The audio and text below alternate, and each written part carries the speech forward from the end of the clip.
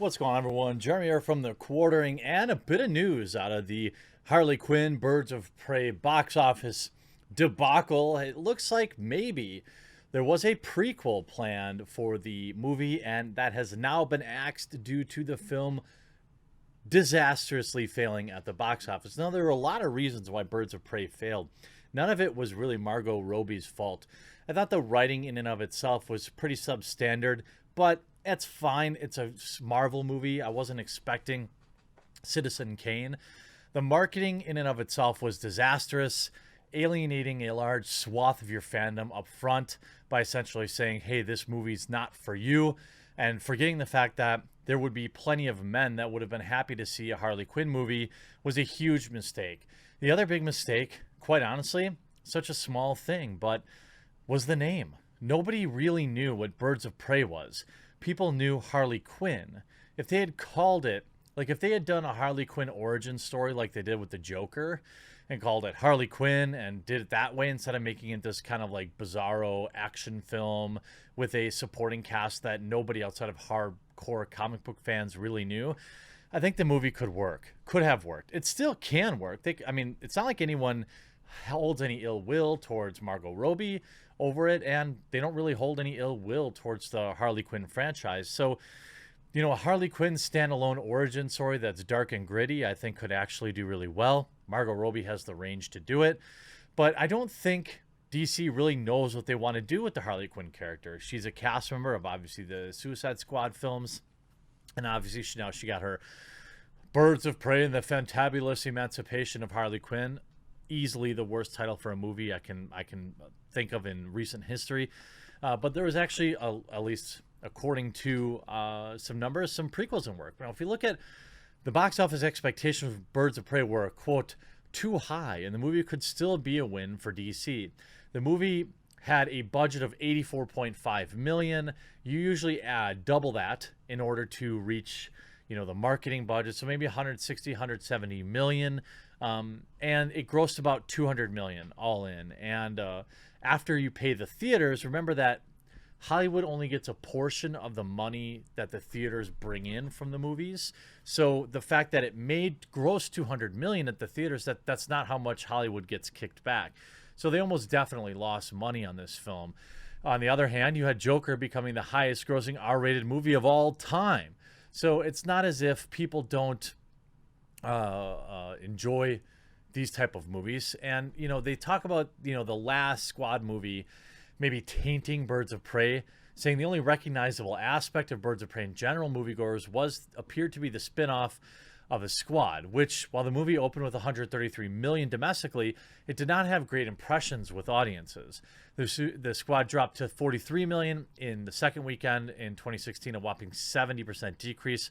Ultimately made 325 million domestically, but was mostly supported by its opening weekend. It has a rotten 59% audience score on Rotten Tomatoes, while Birds of Prey has an 81% score. Well, remember, Birds of Prey was in the era of where Rotten Tomatoes would be willfully manipulating audience scores. They rolled out this new system for Captain Marvel, and we all thought it would be better because, you know, ultimately requiring a ticket purchase to do a review, I think, is a good thing. But they still seem to be like monkeying with the numbers. Now, all this brings on a new rumor. Birds of Prey sequel with Margot Robbie axed. Warner Brothers is moving on. A report says Birds of Prey 2, if you really wanted it and wondered, is dead at Warner Brothers, and so is any hope for a follow-up.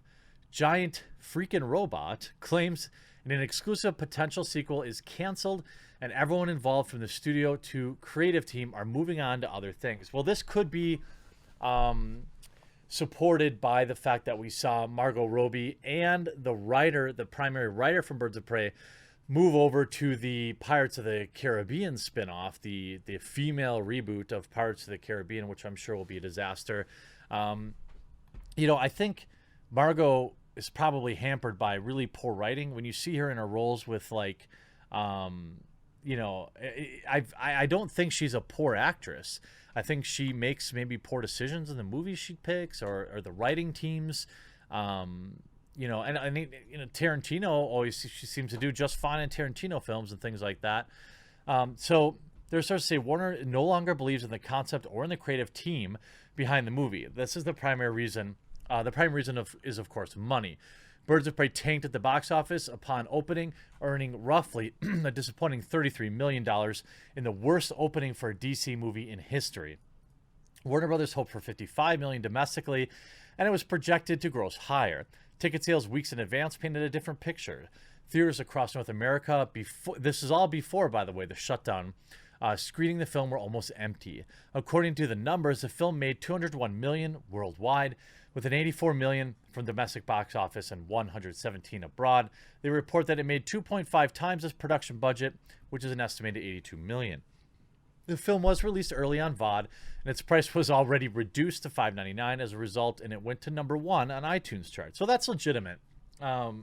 They can make a lot of money in, VOD sales, especially right now with everybody stuck at home. Continues. But that's not enough. Harley Quinn's presence might get reduced in the DC Extended Universe going forward. She's in the squad, which could turn her fortunes around, but GFR casts doubt on if she will even be a leading character.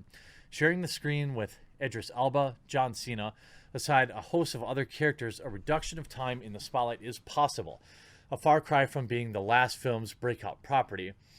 I don't buy it. I don't think Harley Quinn is a property that's in trouble. Everybody loves Harley Quinn.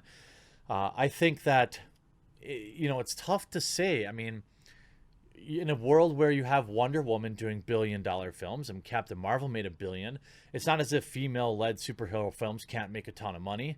You have Margot Robbie, who's pretty much a beloved actress. It's not a divisive character like maybe even Brie Larson would be. Or you have Gal Gadot putting out that god-awful Imagine video.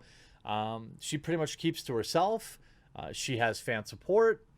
I don't know why the movie didn't work, other than Kathy Yan is trash. Kathy Yan is the writer behind this, and ultimately, she is also going to be responsible for the Pirates of the Caribbean with Margot Robbie, and maybe Margot Robbie needs to cut bait. I don't know if I'd want to anchor myself to someone who is just so poor at writing. You saw Kathy Yan spoke on the performance in her big debut, Birds of Prey, which floundered in its opening weekend and swiftly made to digital VOD in the wake of the ongoing lockdown.